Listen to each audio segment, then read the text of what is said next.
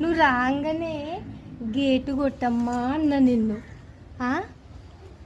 Gate కొట్టమ్మా లేకపోతే పిలువమ్మా అన్న కానీ గోడెక్కి రమ్మన్నానమ్మా నిన్ను.